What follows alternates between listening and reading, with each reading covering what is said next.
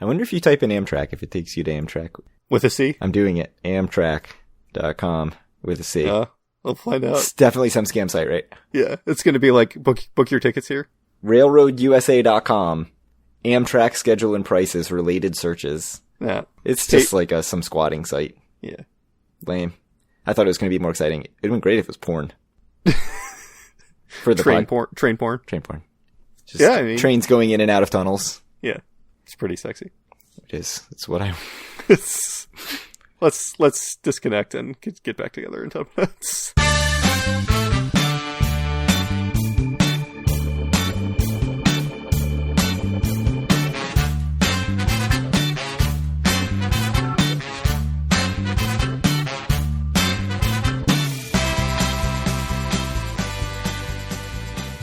Howdy, it's Sunday, September 18th, 2022, and this is episode 183 of Duke for a Win, the Atlantic City and Casino Biz podcast. I'm Kyle Eskin, joined, as always, by Craig Stone. What's good, Craig? Not the Ravens game today. Not the Ravens. The Ravens are definitely not good.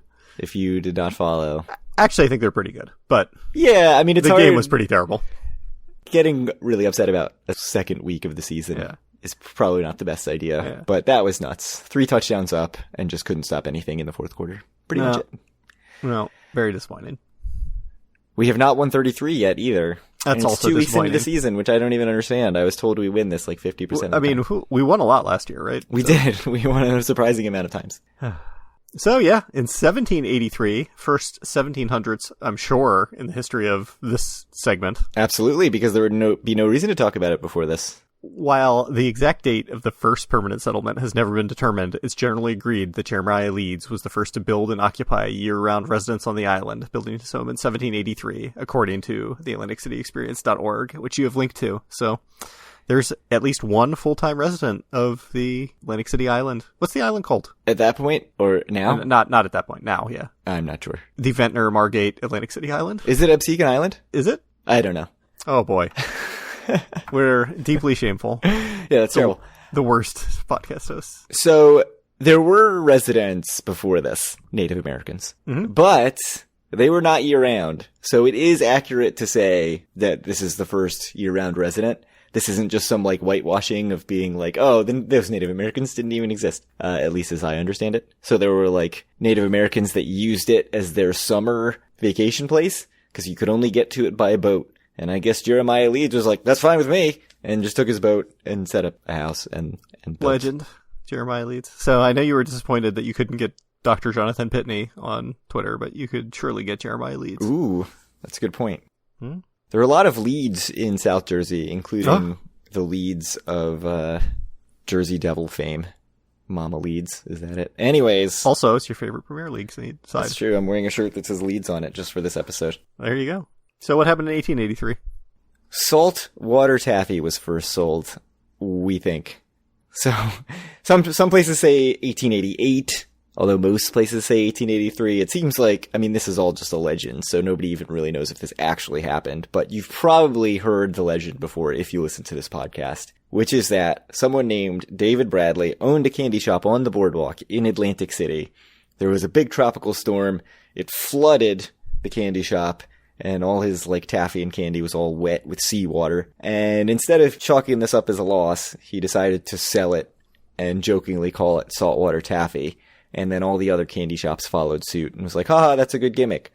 So it's not actually clear if that's the date. It's not actually clear if this story is real. But that's the story that everyone tells about how it became saltwater taffy. Which is kind of gross, really. I don't want to eat that seawater taffy. I don't think it's that gross. Do you know what's in the ocean? Whales, fish, doing their bathroom stuff. Yuck. It's not that gross. You don't even have a response. Speechless. Go ahead. If you had, like, you know, a hot dog floating down the street in some tropical storm flood, you just pick up the hot dog and eat it. Because that's basically what you're saying. Down the street, I think, is a little bit different. If it was floating in the ocean, it's like a little more legit, I think. But also, candy and still, hot dog are... when you put it that way, it does make it sound a bit worse. If it was like a hot dog that I was holding and then I dipped it into the ocean, like, would I eat it then? Like, yeah, maybe. Yeah, probably. A little bit salty. Just like the taffy. It's just, if it's already floating in the ocean, you don't have any, like, provenance chain. You don't know where that hot dog's been. That's true. Yeah. Probably in a whale's butt. So, 1983. We've called a lot of things the most important year in Atlantic City history. Yeah. You could argue 1783, the first settler. We've talked about trains being very important, the first casino, the legalization of casino gambling, all these things. Is 1983 truly the most important year in Atlantic City history? Probably. Because both of your co-hosts were born in 1983. I don't think we even need to talk about the other, like, real 1983 thing I have here.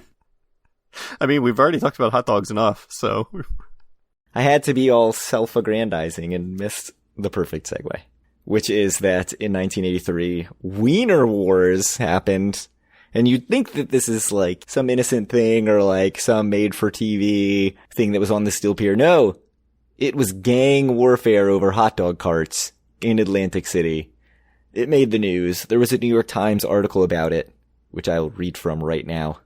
Undercover agents posed as hot dog vendors to investigate allegations of underworld infiltration of the lucrative pushcart business in this casino resort, the state police said this week as they announced the indictment of 12 men.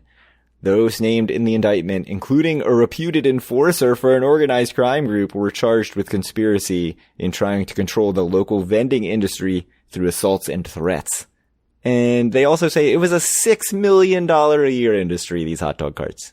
I don't think it's as lucrative now because I've only ever seen like 2 hot dog carts in Atlantic City. I've bought a hot dog for sure, either outside of Caesars or Tropicana, but this was 15 years ago easily.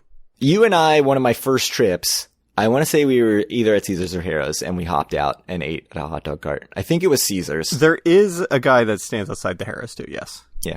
I've seen him recently. I don't think I've seen anyone out near the boardwalks recently. Well, not on it was usually on like the Pacific Ave side or whatever, but...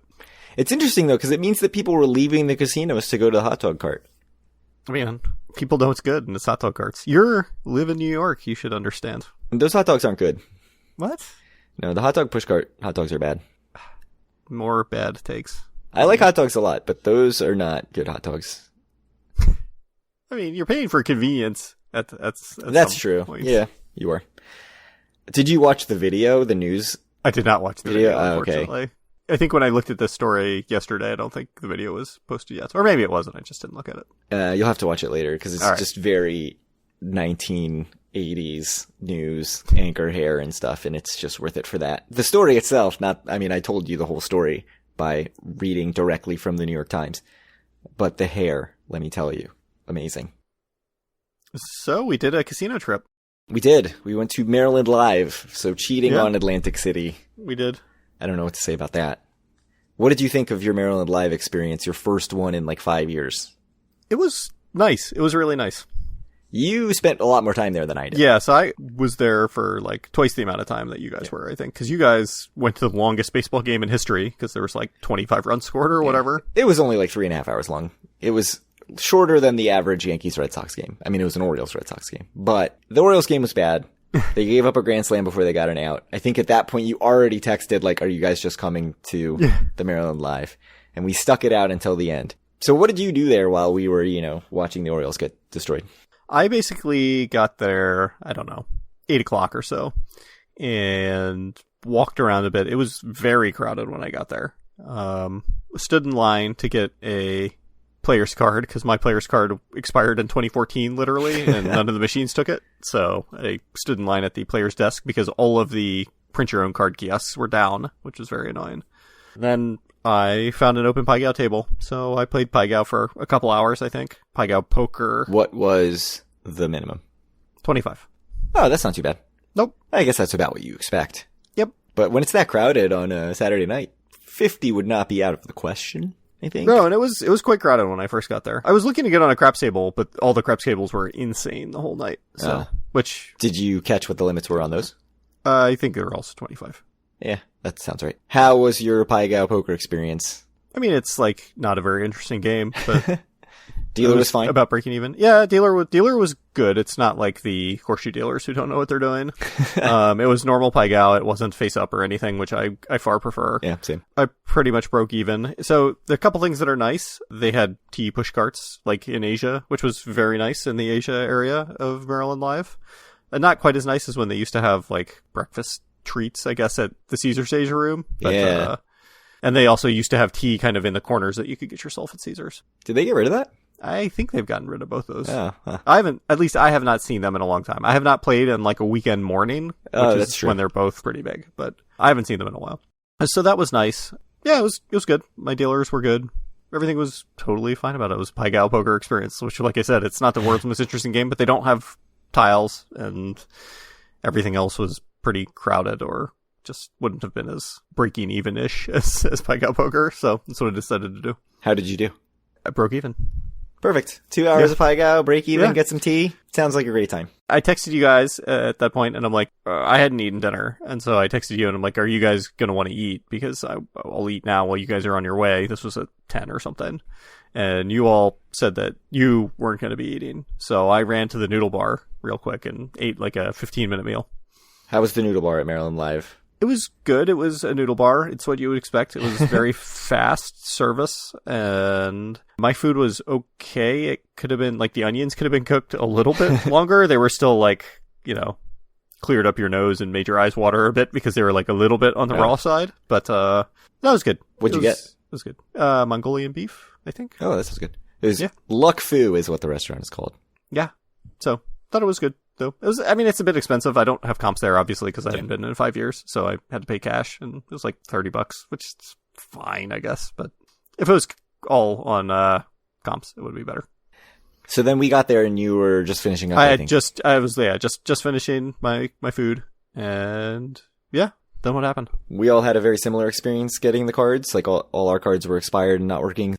A couple people were able to get the machines to work. I was not, so I just went to the desk, but there was only one person in line, so it was pretty fast. Got some cards. I don't know if those cards work at Philadelphia Live or not, or the other live casinos, because your card numbers start with MD, so I don't know what that means. Yeah, I don't know. Maybe we'll find out. We sort of popped around and looked for slots. I started out by playing some old Buffalo machine that was 2 cents a machine. 2-cent denomination. So it was like 80 cents a spin, which was the minimum.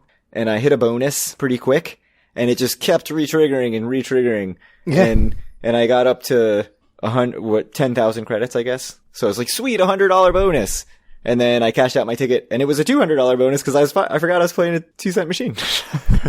So then I was immediately up $200, and that was nice. And then I was just giving it back the rest of the night. So we went and played some video poker. The video poker was not as terrible as I remember it. Yeah, it was 8-6 for me, which is not great, obviously, but it's fine. Yeah, so that was at, what, $1? $1 denomination? I was playing 25-cent double bonus, I think.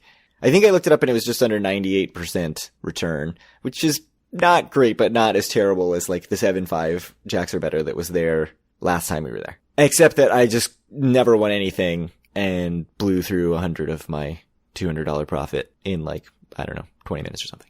I feel like at this point we're already almost at the end of our little excursion to Maryland. Pretty much, yeah. You guys weren't there very long at all. No, we went and played some Wonder Woman machines. Mm-hmm. And it was fun. It was like the bullets and bracelets version that I said I didn't like that much. But I think once you get used to seeing the symbols, it's a little better. I still don't think it's as good as the OG Wonder Woman machines. And then you were ready to leave and everybody else was like, okay, we're going to go too. Well... Oh no, everybody else was ready to leave. Yeah, everybody else... So the other car was leaving, and then it was going to be me and you and Paul, and I was like... And you had to go out to get your bags anyway, Right. And I was like, do you guys just want to leave? I mean, if you don't need to walk all the way out to the garage and back, if we're going to stay for 20 more minutes. So we all left too. Yeah, so you had some tickets that you needed to go exchange for dollars. And Paul and I snuck off and played Rich Little Piggies. Yep. I somehow hit 2 bonuses in like 2 minutes and won like $10. You know, always nice to make a tiny bit of money. Mm-hmm. I think I ended up $91, which I'll take. Yeah. You know, for a 2-hour little excursion. And I was probably down a couple $100 all from terrible, terrible slot machines. Because I think I did fine in Pai Gow. I was about even in video poker. Yeah, you got killed on that Buffalo machine. It was a Timberwolf machine. Oh, yes. I didn't yeah. get to actually play Buffalo, but right next to you. And then I think I lost like 100 on that, and I lost 100 on some other slot machine. So Not Wonder Woman? I think I broke even on Wonder Woman. I think I was down 20 on Wonder Woman. Yeah. But it was fun. I got a bonus, and that's all I can really ask for. As long as you hear the song. I did not get a bonus, so. Like, if I went to, say, Tony's Baltimore Grill, where they have jukeboxes, and every song was a quarter, and then it said the Wonder Woman song was $20, I'd pay the $20, which is basically what I did at the casino. Yeah, there you go. Yeah. So, I mean, that's pretty much it. I don't think there's much more to say about Maryland Live. I agree. I thought it was very nice. Yeah. We went to the bar to get some drinks, and they had, like, decent stuff on tap, I thought. It was okay, yeah. The old fashions that Paul and I got were surprisingly good for a casino bar. They were $16, which is a lot. Mm-hmm. It would be nice if the drinks were a little cheaper, considering they can't give them to you. Yeah, that's what Horseshoe did. Well, at least in the Diamond Lounge or whatever, they had like fairly cheap drinks to get around the law. That's what I would do if Back I was running before the place. that was just a tragic place to be. Yeah. Yeah, so we drove right by the Horseshoe coming out of the Orioles game to go to Maryland Live. Maryland Live. Maryland Live is nicer. It was nice. There's still something about it that feels very like generic to me. I think part of it is that it has a cheesecake factory. It does. By the way, for everyone, hearts broken. Bobby's Burger Palace no longer there. Unfortunately, has been walled off. Yeah, that is sad. Oh, Paul, my brother, did go get like a cheesecake and some sort of apple thing. I know. From I think the deli, and it seemed like the lines for all those places were crazy long. Were crazy. Yeah, absolutely insane. I, however, got a McFlurry on the way home, which we were very jealous about after I dropped you and Paul off. Yeah, that would have been the better option. The cheesecake was fine. I mean, I did house that whole cheesecake. But by the way, when I got to the McDonald's and was ordering on my phone, sitting in the drive-thru line, I had buy one McFlurry, get one free. Oh, it should have been like, you missed out, Craig. And certainly if I were like 19, I would have literally bought 2 McFlurries for myself, but yeah. Being that I'm slightly older than that, I'm like, no, it's like negative utility for me to get a second McFlurry. Just one is enough. I mean, today we had this like big thing in our building, like end of summer party that they threw for everyone, and they brought up an ice cream truck and there was free ice cream, and the ice cream is so mediocre that I was like, it's not even worth it. I don't even need to go get my free ice cream because it's so not good. The macros are bad. So yeah, as you've told me on stuff I'm eating before. Can't destroy my macros as I sit here drinking beer. I mean, really, my thought was I can save those calories for a beer later while we're recording the podcast. Ice cream is better. I'd much rather have ice cream. I would rather have good ice cream, but that's not what was being offered here. Come on. Me and you have sat and eaten some shit Haagen-Dazs before. Haagen-Dazs is not bad. Come on. Made me feel really bad later. I mean, it's no McFlurry, but what is? Yeah, McFlurries are amazing. Yeah, they're just the best. I think a Blizzard is like maybe a little bit better, but a Blizzard's amazing. For the convenience sake, McFlurry is like pretty much where it's at because it's like $2 or $3 cheaper and like much easier to get. And yeah, I never see a Dairy Queen. Yeah, they're definitely rare around here. So that's Maryland Live. I would go again. I think really next time we go to a casino in Maryland, you have to go to National Harbor. It's inconceivable you haven't been yet. I'm never going to go. It's never going to happen. I haven't been in a couple years, so. Yeah, I'll never go. I certainly haven't been since before the pandemic. I'm a Maryland Live guy now. This is now a Maryland Live podcast. Until one of us goes to Atlantic City next. Yeah. When is that going to happen? Tomorrow? No, Tuesday? Probably whenever people are listening to this podcast. Yeah, probably. You will be in Atlantic City because I think that this will go up on Tuesday. Yes. So I guess for a little bit of the backstory, you were supposed to go a week from now, and then you ended up not being able to go, which I believe we talked about on the last episode. Yep. So you kept your room, and we were going to go next weekend, and then you just said you couldn't do it with the bunch of other stuff you've got going on. Oh my goodness. There's like so much. We have back to school stuff. Wednesday, Thursday, Friday, Sunday. Kids' birthday party Saturday, soccer Saturday. Yeah, it's nuts. Anyways, it's ridiculous. My life is chaos. So anyways. Anyway, yeah. Craig said he could not go to Atlantic City this weekend. And I was like, well, I've already gotten permission. Should I try to go? And so I talked to my wife about it. And she's like, well, everything's the same, you should just go during the week when it's easier for me because I won't have to watch the kids at all, which I wholeheartedly agree with. So I'm like, maybe I'll go Tuesday, Wednesday, which are the best days for me to kind of take off and go. So I will be in Atlantic City. I booked a new room for me, which was one of the things I really wanted to do. So I am in an atrium suite in Harrah's, which I believe are recently renovated. Yes, they are recently renovated according to the website. So I'm looking forward to a full report. Yeah. I have no idea what I'm going to do, but it'll be good. You'll be at the marina. I'll be at the marina. I will probably go to the boardwalk and swing by Piccalilli, I would think, before it closes. You have to. We'll get to that in a second. No other plans. I have no other plans. I will try to eat a couple meals at the Harrah's because we don't have many reviews or, haven't eaten anything there in a while. What's your timeline? How long will you actually be in Atlantic City?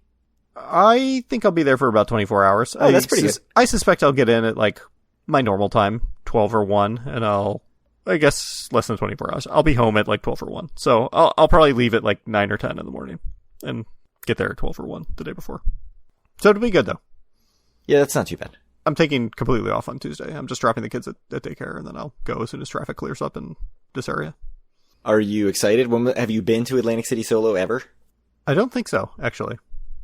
No, it's crazy. I've been to Vegas by myself, but I don't think I've been to Atlantic City by myself, which is crazy when I think about it. It is crazy. How was your Vegas solo experience? I liked it a lot. It was a long time ago. Yeah, it was just gambling. Well, so the story behind that was I was supposed to go with one of my friends, and then he canceled, and then another of my friends was like, yeah, I'll be able to go or whatever, and he canceled like very last second, and I'm just like, oh, you gotta go. I could go or not go. And I had comp rooms at the Hilton then, which is the International, or I don't know what it is now, but what's the Hilton? Westgate? Yeah. But anyway, I ended up going just by myself and had a pretty good time. Played a bunch, got to ride around, visited a whole bunch of stuff. So it was a good trip. I've been to Vegas where we got stuck out there a couple extra nights and everybody else managed to get out like 24 hours before I did. And that was like a miserable 24 hours. Oh, really? And I think if it was me now, I would like it more. I mean, part of that is that I have kids. Right. So the solo thing is much more enticing. As you know, whenever we used to go to Vegas, I would always go out like 1 or 2 nights early and stay like an extra night at the end. So, yeah, I mean, I think part of it was like, I bring a gambling budget for a set amount of nights. Uh-huh. And so I had already sort of like used whatever I wanted to use. Like I didn't really want to lose a bunch more money. At that time, I wasn't listening to a bunch of Vegas podcasts and didn't really have a great concept of like all this stuff that I would just go do. Whereas now it's like, I would have endless amounts of stuff to do if I was solo in Vegas. And so same thing with Atlantic City. Like I've always sort of thought it would be weird because of that experience in Vegas. Like I've always thought, it's kind of like, I don't know, depressing to be solo and just wandering around alone. But I don't feel that way at all now. And I've actually had a couple times in AC where I think I've stayed an extra night once, but I've definitely had a few times. It's been more than that, I think. Well, I think I've stayed much later into the night than you have a bunch of times. And it's always fine. Like I always just, check stuff off the list I want to do. I went to a show once. I think you'll have a great time, but I think you'll probably mostly just gamble. Yeah, I think so too. Yeah. I agree. I'm planning on treating this like kind of like how I treated gambling in the old days, which is like if I want to go somewhere else, I'll go somewhere else. That'll be fine. Yeah. I mean, I will put some play in at Harrah's, but yeah, I'll just basically do what I want. I mean, I'll gamble some for like an hour probably on Wednesday morning, I guess it'll be, which I've not done for a little while because I'm like, I might ruin my ADT. Yeah. But yeah, I mean, we used to really casino hop like crazy because we didn't care about the ADT and all that stuff at all. Like we really just went to AC and walked down the boardwalk and we were like, I'm tired of Bally's. Let's go to Caesars. Let's go to Atlantic Club. Like we just bounced around like crazy. And I feel like we haven't done that nearly as much. The only thing that worries me is like I said, I would like to play in Harrah's a little bit. And I'm like, am I really going to want to spend that much time in Harrah's Casino? Which is like not the greatest. Like, is everything going to be closed on a Tuesday? And kind of, It's not off season, but it's like getting there. So. Yeah, I wonder. I'm interested to hear like how many restaurants are closed and stuff. Yeah. So we'll see what's open. I don't even know what breakfast options they have, honestly, but we'll find out. We'll have a whole trip report next episode. There will be a trip report. You can just do a solo episode. No, I don't think so. Doesn't sound like a thing I'll do. Anything else you want to say about your trip?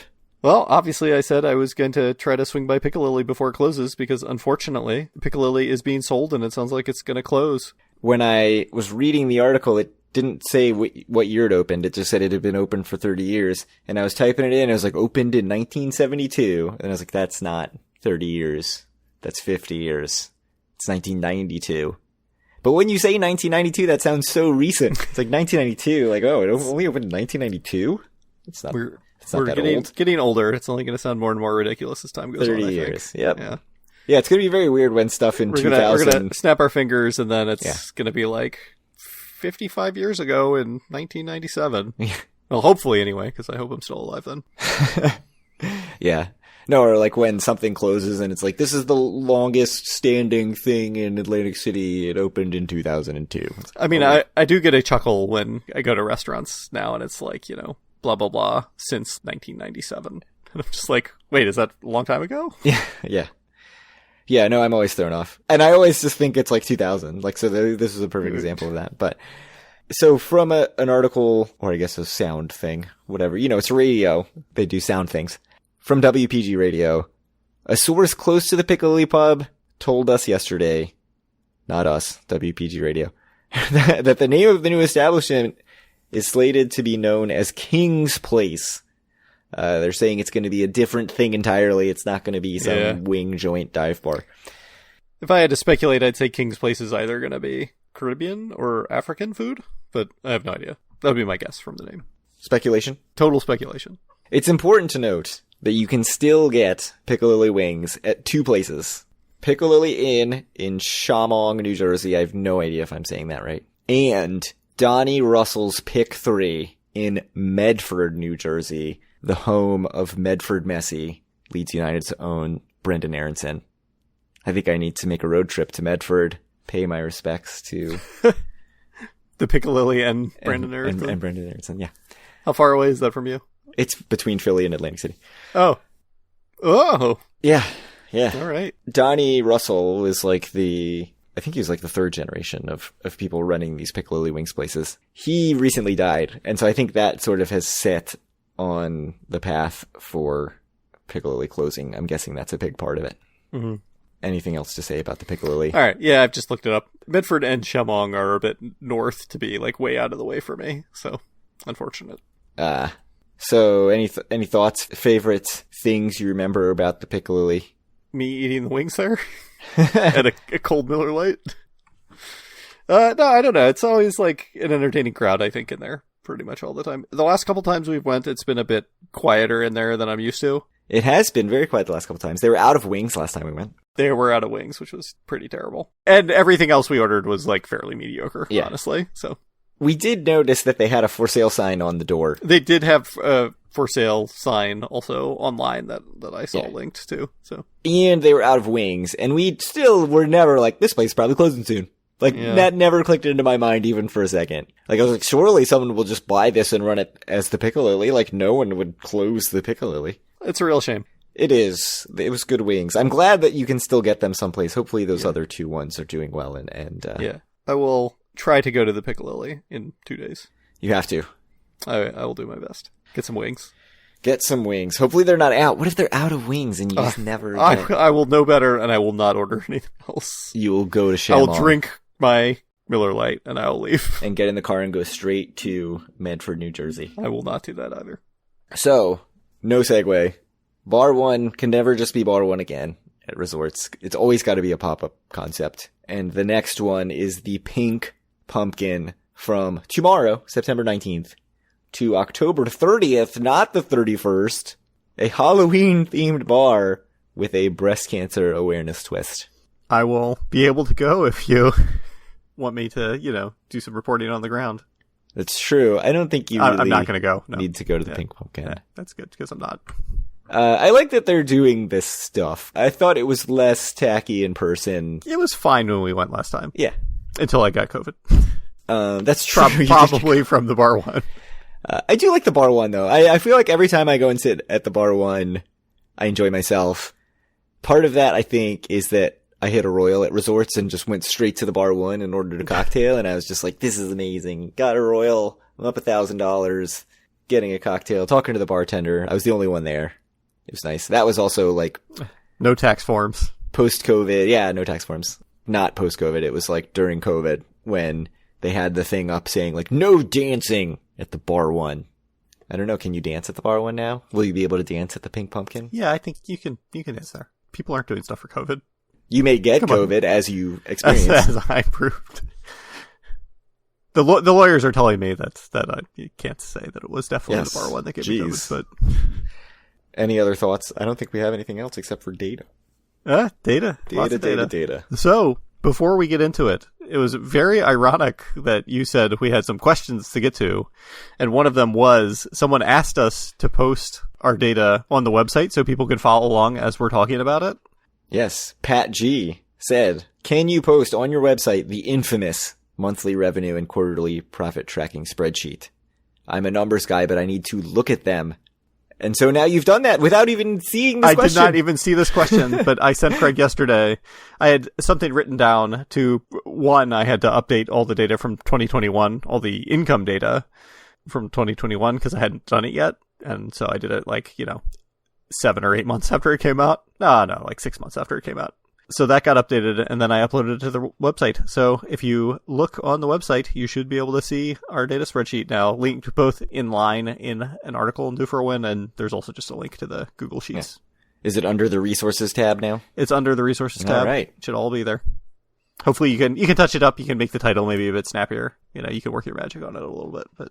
You sent me the link to it, and I was like, I must have forwarded these questions to him, because Nope. otherwise, why would he have done this? But no, just serendipity. Just like the restaurant in Ocean. So, should we talk some about this data that we've now posted on the website? A little bit. I mean, I will say, month over month, everyone except for resorts is down. Yeah. But we've talked about August not being really better than July, typically. It's not that crazy of a month, and we've also talked about how July was a 5-weekend month and August was 4, so it seems normal. All things considered, I mean, it's same old as what we've been seeing. It's up a bit. It's up a bit less from 2021, though I don't know if that was a 5-weekend month or not. It was not. Than the other months have been so far this year, but it's just a solid month. Yeah, not bad. Borgata came in by far in first. Just killed everyone. $72 million. Yeah. Then Hard Rock with 46, and Ocean was in third with 36.5. Yeah. And then at the bottom, we had Bally's with 15 and Golden Nugget with 12, which is really terrible. So yeah, 12 is bad. 12 is bad for August, yeah. They were down by far the most, 18.6%. Borgata was up 38.2%.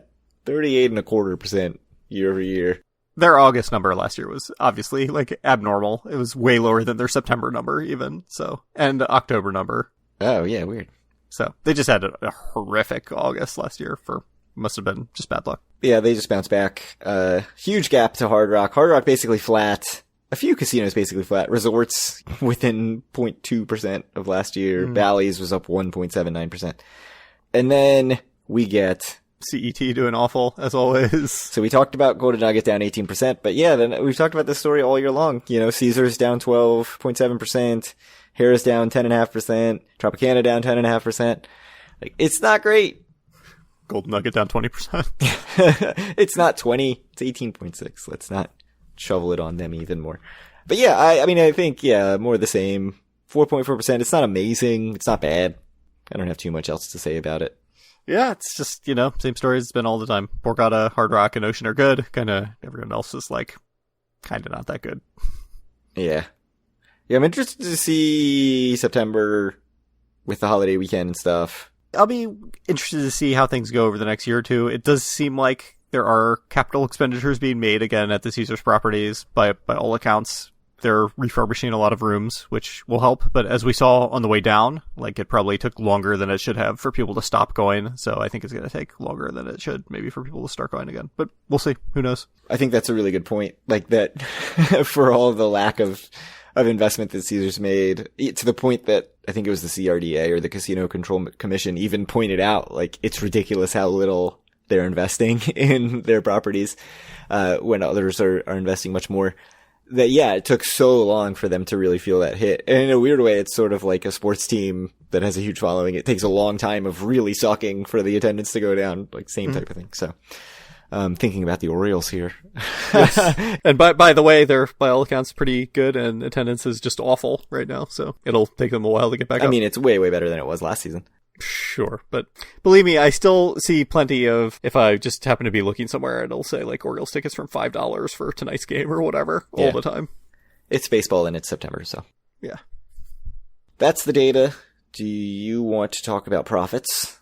I don't have a whole lot to talk about. I think we've talked a little bit about it already. But Okay. I just want to say, if you are looking at the spreadsheet, just to give you some idea of how I've done this, the profit is split into 3 different tabs. Some of the casinos, a little bit more than half, include brick and mortar and online revenue together under the same company, but some of them split it out into like a brick and mortar side and an online side. And basically the casinos that split it out, I have separated their brick and mortar income and online income into different tabs, and then I aggregate it all together in all-in income, with the caveat that before 2021, the Caesars online income was split evenly between the 3 Caesars casinos, which was Bally's, Caesars, and Harrah's, and then kind of after 2021, it's split evenly between the 3 Caesars casinos, which is Caesars, Harrah's, and Tropicana instead. So, Oh, what a mess. yeah. But I've taken care of all that, so like I said, if you just look at the all-in income, you can see everything. The only casino which lost money in 2021, or by EBITDA at least, was Bally's, but it's not surprising considering they just bought the property in, I think, December of 2020. So you'd expect that they would have to spend a bunch of money the first year. Everyone else, frankly, did quite well. Good to hear. Online sports. It's how everybody's making their money, right? Yeah, I mean, it certainly, it doesn't hurt, but even if you look at just brick and mortar, like their profitability is okay. You know, some people, it's not all that great. Like, you know, resorts only made, whatever, $27 million. Like I said, Bally's lost money. Golden Nugget only made 35, which is actually shocking considering how badly they're doing. Though that was last year when they weren't quite doing as badly. So Yeah. I don't have a whole lot to say about this, but it is there for you to look at if you want to. I probably could organize this a bit better so it's more readable, but this was not really intended for publishing. So we'll see if I go back in and try to tidy it up a little bit. And yet it is published. Or we get our spreadsheet Expert guy to go in and go in and tidy it up for us. whoever that may be. Whoever it is. Yeah. The third person who has access to our spreadsheet. That is true, yes, editing access. So, we mentioned one of Pat G's questions. Indeed. He has 3 others. I think we should save a couple of them. But Okay. I think you have some answers to this one. He asked, has Pai Gow tiles disappeared from most AC casinos? I taught myself the game over the past couple months from Wizard of Odds and a practice app. I was confident enough to sit down at a table, but when I looked for it, I couldn't find it. Granted, the only place I asked was resorts, and the pit boss said they used to have it, but no longer. And in Ocean, he only saw Baccarat. So, what is your experience looking for Pai Gow tiles in Atlantic City? It's becoming less prevalent everywhere. Like, frankly, like I said, down in Maryland, they used to have it in, I don't know about Maryland Live, but they certainly used to have it in Horseshoe, and Yeah. it's, actually, is it gone from there? There might still have one in the Asia room, but it is cutting back. In resorts, yes, they did definitely used to have it. I have played it at resorts, but it was not there last time I went. Ocean should still have one in the Asia room. I played that last time I was at Ocean, which was just a couple months ago. So if you actually go into the Asia area, like into the weird walled, but not like solidly walled Asia room, it is like Baccarat right when you first walk in, but if you keep walking and it's like the last table on the left, I think is a tiles table. Did Hard Rock not have tiles last time we went? Hard Rock has tiles. Yeah, no, when we walked through, Hard Rock had tiles. Okay. Because it was a ton of Baccarat. It was also just a lot of people in the Asia room. Yes, that's true. And a lot of plexiglass still, which is just like very off-putting for me. Though I got COVID, probably from the plexiglass at Hard Rock. Well, you shouldn't have licked the plexiglass. If you just go into a place with plexiglass, you get COVID. Everyone knows that. As soon as you see it. Yeah, you lay eyes on the plexiglass. That's stale air. You get the COVID. So not totally gone. It's not totally gone. Caesar should still have it in their Asia room, though I haven't checked that in a while. Tropicana always has one kind of right at the entrance of their Asia room, like the first table on the right is normally tiles. Bally's, I have no idea if they have it or not. I don't think Golden Nugget. I don't think I've ever seen it there. Harrah's, I will be able to tell you about next episode. Borgata definitely has it. I played it last time I went within the last year. Yeah, so. it's just on the normal floor in Borgata. Yeah, their Asia room is on the normal floor. So yeah, it's just a section of tables. Yeah. So it is still around. The one place I can think of that it definitely left was resorts. They did used to have a table, but yeah, it's a lot of Baccarat now at resorts. Like a lot of Baccarat. It's the game. Yeah, I'll be able to tell you about Harrah's. Harrah's is somewhere I'm worried that they're not going to have tiles open on this Tuesday, but we'll see. We will see, or you will see. Yeah, because I don't think they have an Asia room either. So they're yes, are just out on the floor. Any last thoughts? No, nothing. You want me to close it up? Go for it. All right. If you want to reach out to us or any of our other listeners, you can do so at our Facebook group, facebook.com/group/doforwin. Find all of our great content and buy a shirt at doforwin.com. Reach out to Craig on Twitter at doforwin or me at Kyle Askin, and send Craig questions to doforwin@gmail.com so he can slowly portion them out on future episodes. You gotta ration them out. You can't just blow your load all at once. No. Yeah. We have nothing to talk about after the episode. No movies, no shows, just nothing. It's nice. So it's just done. Yeah. You set the over under at 10:30. It's 10:27. There we go. The unders have it. Quite good. Well, thank you guys very much. Hopefully we'll have a trip report for you. Keeping fingers crossed for next time. And we'll talk to you all in a couple weeks. Hopefully you don't get COVID again in Atlantic City. You just ruin my microphone. Or knock your mic off the table. All right. Thank y'all very much.